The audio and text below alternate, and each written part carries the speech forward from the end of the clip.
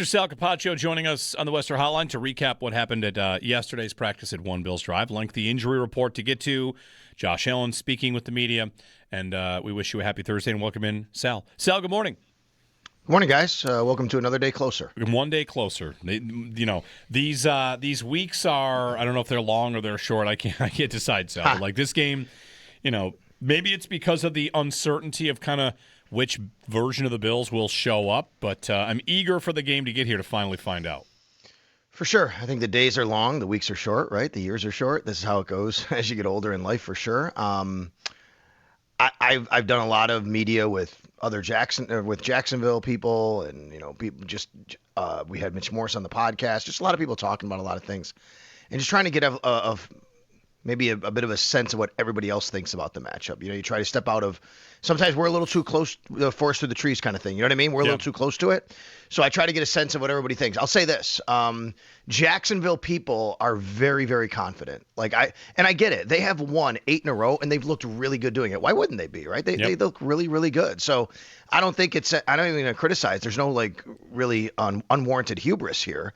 But they are really confident in this matchup and believe that, even the one thing that I will tell you that they are scared of is Josh Allen putting on the cape. That's the one thing. It's like Josh Allen, Superman, he's coming. Everybody knows Superman's coming. I heard that yesterday from my guy Hacker down there on 1010. He's like, yep, Josh Allen is Superman. He can put on the cape, but if he doesn't, they're very, very confident as a fan base in this matchup on their side. Well, I haven't thought of this yet. We've had some people pick whoever wins this game might go to the Super Bowl for the AFC. Ross Tucker said that. I've heard that too. Yeah, I've heard that too. I think a lot of people believe that. Me too. And I would say this, if you're a Jags fan especially, you get out of this game, who do you think's going to beat you? You have beaten Houston. You have beaten Denver on the road. If you win this game... You smoke the Chargers if you played them. Right. Yeah. They have beaten some of the other teams in it. They haven't played New England yet. But if you beat the Bills, you might think the same thing that some Bills fans think, which is this might be the toughest test for this team if you're going to make it all the way. No, I totally understand that. And if you're a Bills fan, you're still looking at, you could go to Houston, which is not a great matchup, right? You could go to Denver, that's going to be a tough matchup considering their defense and how they get after you. But you did beat them last year pretty handily. Yep. So I do think there's you're right. There's the way you look at it from both sides. If the Jags are able to get past the Bills here, you probably are feeling very confident because chances are you could have another home game, right? You never know. The way the seeds fall.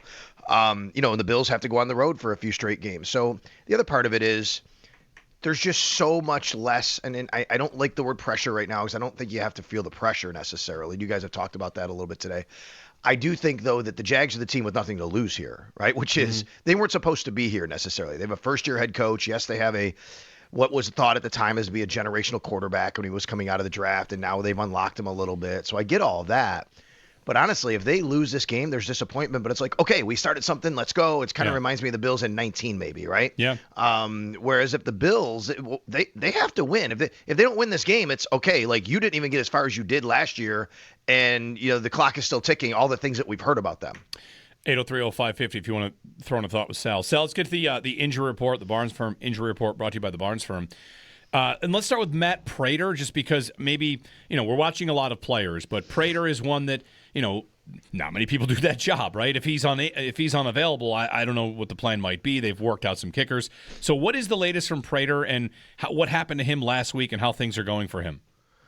Yeah, well, they've made a move. They have 2 kickers now on the roster just in case. So Matthew Wright was signed to the practice squad. So here's the deal, though. Matt Prater, he said, I was encouraged what he said yesterday. We met with him after practice. He did not practice yesterday. It was a walkthrough. He was listed as a DNP.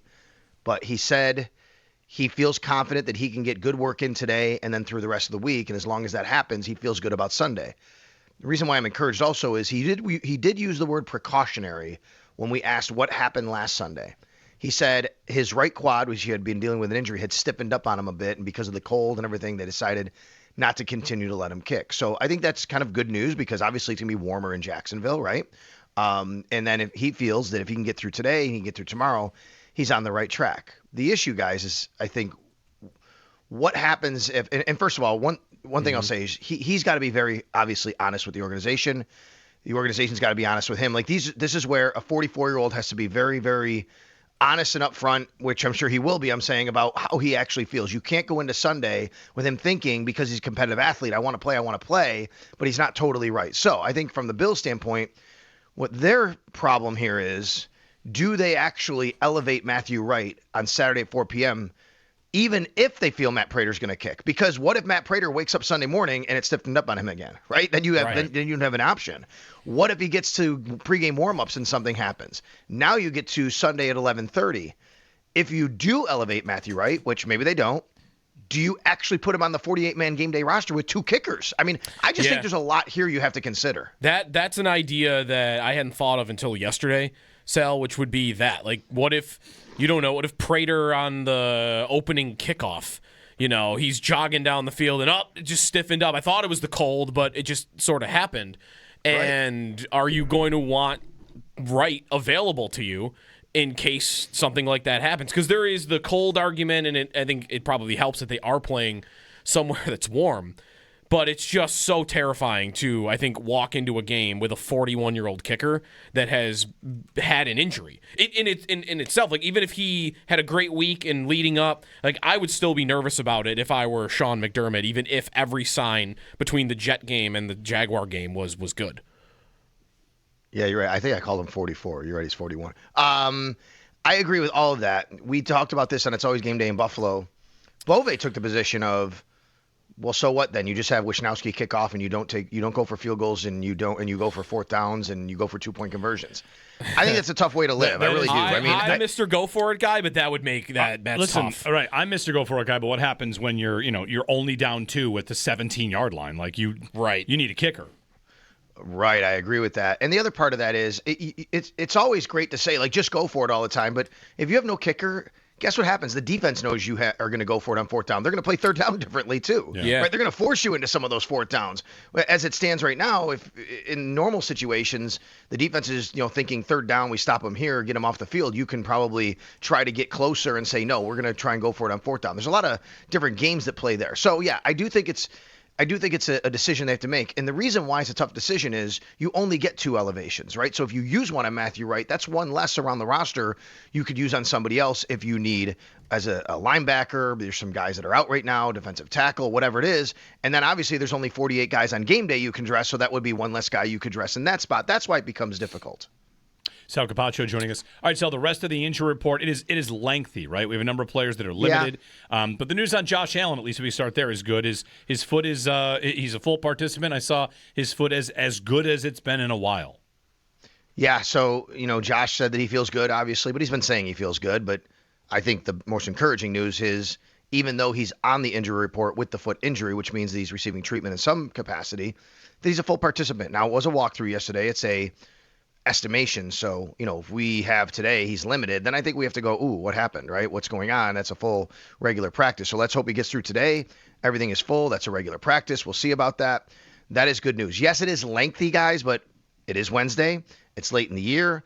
They're backing off on some guys. I'm sure about that. So, we'll see where it goes. But Terrell Bernard obviously missed last game with the calf injury. He did not practice. Maxwell Hairston, unlikely to play in this game with the ankle injury. That's the big one, I think, that you really kind of think, okay, what are they going to do? You heard in the update, you guys have talked about it, Dane Jackson was signed to the 53-man roster. And actually, guys, I think part of that would be tied to what we just talked about, which is with Prater and Wright, because if you needed to elevate Jackson, then that's one less spot. And then if you need to elevate Wright, that's one less spot, So you put him on the 53. Jordan Phillips went to IR, by the way. So obviously his season is over. Other guys who didn't practice, Matt Milano had an illness, didn't practice, so you hope that he's okay, which I'm sure by the end of the week hopefully he will be. The one that's a little bit head scratching is Joshua Palmer, because Sean McDermott did not mention his name to us before we went out to practice, and then after practice he was a DNP with the ankle. But again, it could have very well been, hey, you know what, let's just give him a day here, let him rest that ankle a little bit more. He's been dealing with it all year, so we'll see more today. Do you think Palmer plays a big role on Sunday? Not even, I'm not talking about targets and catches, but is he someone you would expect to be on the field a lot? I thought it was a little interesting, Sal, that he had been dealing with this injury, and he played a ton on Sunday against the Jets. I think it was 84% of the snaps. So is that a sign of maybe he wouldn't play as much in the playoffs, or do you still think he would be involved? No, I think he'd be involved. I wonder if maybe because he played so many snaps, that's why they backed off him on Wednesday. You know what I mean, Joe? Maybe, hey, you know what? He played a lot. Let's make sure he's good to go. But he wasn't listed as vet rest. It was ankle, so obviously he's got that he's dealing with. I do wonder what happens at wide receiver, but honestly, like Gabe playing as much as he did. Gabe Davis played like 90-something% of the snaps last week. It was crazy. And Gabe's going back down to Jacksonville here this week. Obviously, he's been a big playoff performer for the Bills, so I'd be surprised if he wasn't active for this game. I know that they played that game a little bit. You're probably looking at, I think Brandon Cooks is a big part of their, what they want to do at wide receiver, considering he didn't play last week. I mean, I think that was an indication we want to make sure this guy is good and healthy, and he's a little older. Khalil Shakir's in that boat, so I would say Joshua Palmer is somebody you would want it on the field to be active, but certainly, if he's bothered by the ankle, you have to make decisions. Sal Capaccio joining us on the Western Hotline. Jordan Poyer, Sal? Jordan Poyer, good news on him that he was back limited with the hamstring. I would be stunned if Jordan Poyer didn't play in a playoff game after everything coming back, the way he did this year, the way he's been playing, the fact that he hasn't played now in a few weeks, getting that hamstring right after he hurt it in the Cleveland game. I think, you're 3 weeks removed from that now, so I think Jordan Poyer, I'd be surprised at this point if he didn't play. Shaq Thompson was limited with the neck injury. That's something that's not new. We know that happened against Cleveland, but he has played since then. But I think what happens here is you have to think about it all as a collective unit, with Thompson and Bernard being out and Matt Milano being sick, obviously. But, you want to make sure you got a healthy middle linebacker, and if Shaq wasn't able to go, you'd need Terrell, but obviously Terrell right now is dealing with the calf injury, so that's a big deal. And it is notable, guys, they did open the 21-day window for safety Damar Hamlin, and you guys know the way this works, right? Yeah. Damar is a guy that a lot of Bills fans will tell you, like, they don't know what he does on the roster, and they don't really want him back there playing safety. Totally get that. Cole Bishop is the starting safety. Jordan Poyer is the starting safety. Cam Lewis is ahead of him on the roster. I would tell everybody this: take a deep breath. You need guys to be able to have depth, and he's also a pretty good special teams player. And if they need someone to step up one rung because of other injuries, then you have another special teams player to fill in for that guy. That to me is why you would have Damar Hamlin return window open. He can honestly, if he were to return, Poyer has been doing kickoff duty a lot of this season, even while he's been starting. That's a great point, Joe. It's a great point. If you can get And I don't know, again, you have to play with the numbers. Maybe it doesn't work out. You can't get him on the roster. Maybe he doesn't get activated by this week. But if you could take a little bit off Jordan Poyer to allow Damar Hamlin and, to play special teams, I think that's a great point as well. Because, as many guys you have available and healthy is better. Damar Hamlin's making like the vet minimum, and he's not being activated to be a starting safety. I think people have to calm down a little bit. What about Ed Oliver? So Sean McDermott again was asked about him and basically had said the same thing he's said lately, which is he's trending in the right direction, but this week's not going to happen. We don't know if that means next week or the week after, if the Bills continue to advance. If you go back to when he said he had the meniscus injury and he had the cleanup, he indicated basically that he's not. They didn't know if he was on any. If it really hampered his timeline at all. So to me, the timeline was always either going to be this week or next week, the way I always felt, just reading into it, right? If that's the case, then maybe next week is the week, but they're not getting Ed Oliver back. Jordan Phillips went on IR. So now you are getting a little thinner at DT. Yeah. I'll say this, though, guys. I really like what I've seen from Fedarian Mathis the last few weeks that he's played.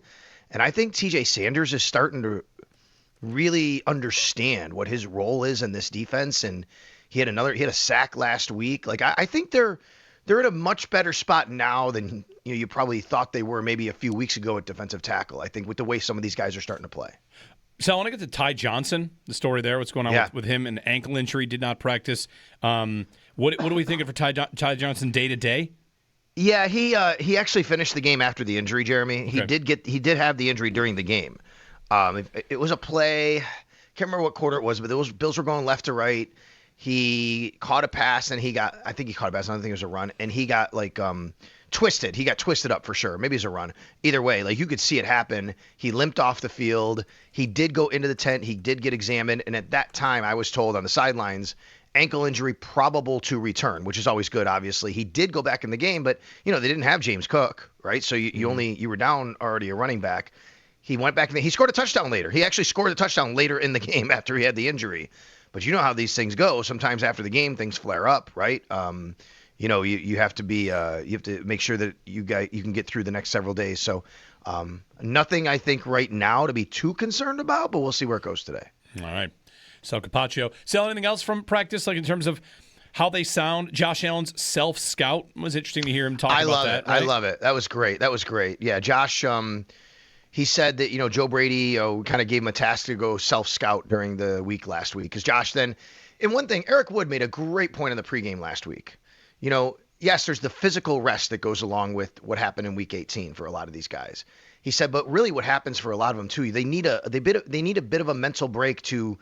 They're always grinding on a game plan, right? You're grinding on a game plan. And last week was a week maybe for a guy like Josh, a Matt Milano, a Khalil Shakir to kind of take a step back and not have to really grind on the game plan because they knew they weren't going to play and say, okay, let's just kind of take a step back and kind of give our brain a little bit of a relaxation here. And in Josh's case, he went and self-scouted, and his quote was something like, man, I watching this thinking, oh my God, I stink, right? Yeah. Because he's saying, I missed this guy, I missed that guy. I didn't take that easy throw right there. And how could I have done that? Why did I make that decision? I love that. I think that's when Josh is at his best, when if you go through the years, self-reflective on a lot of things and things he should have done differently and bouncing back from different performances. And I think that's a really good sign for the Bills, because I think it really allowed Josh to take a bit of a mental break from the weekly grind of a game plan. And he said that that's not normal. Like they don't normally have that opportunity, right? So it's not like it's something he does every year. It was different this year to do that. But I think also because, I just think it maybe showed Josh something that we've all seen, which is, man, there are some times where he needs to take the easy money and he's not doing that lately. And maybe this week he's like, you know what? I am going to make sure I take what the defense is giving me and keep everything moving here. Yeah, we were talking about this earlier a little bit, Sal. Like sometimes and this goes back, to the beginning of his career, but recently he's played sometimes like he's got to do everything. Thinking of like some of those plays where he like reverses field and runs backwards, and sometimes he takes a sack on it. That the way he talked yesterday might feel like, him trying to do too much, the sugar high Josh. You would hope that doesn't come out as much on Sunday. Yeah, I've said, guys, this year when people ask me about the Bills' offense, I think that one of the biggest differences between this offense and the several years past is this offense has a tougher time to overcome mistakes, right? And the mistakes sometimes happen in the form of Josh Allen doing what you just said, or it could happen in a fumble or an interception or a penalty, right? You get to the 45 of the other team, you're rolling, you have a penalty, now it's 2nd and 20, and you're like, oh my God, you can't make it up. They haven't been able to make up and overcome. Yeah, yes, I know they converted a 4th and 27 or whatever it was in a game, but they have a tougher time to do that. And I think it's really the words negative plays. That's what it is, negative plays. Josh has to avoid the negative plays because I think for a few years, even taking negative plays, the Bills were able to overcome them. They're just harder to do now with this offense. So I think that's one thing that Josh hopefully was probably, it sounds like, reflective on and saying, okay, the negative plays can't be there. And when they're not there, we're a much, much better offense. Sal Capaccio on the Western Hotline. Sal, before we let you go, let's take these young ones back a little bit of history here. Today is the Fiesta Bowl. Sal, when I say Fiesta Bowl to you, what do you think? I think of a reverse kickoff return, Kirby Dardar. What? 100-yard Kirby Dardar kickoff return, the 1993 Fiesta Bowl. Yeah, 1993 against Colorado. Yep. I just watched it. That was the Bill McCartney Colorado team. If you ever watched the 30 for 30, he coached that team. Michael Westbrook's on that team. Oh my God, it was great. Yeah, it was great. It was great Syracuse teams. You know what's funny, Jeremy, is my first ever game inside the Carrier Dome at the time, now the JMA Wireless Dome. I'm a student on campus. This is 1991, fall of 91.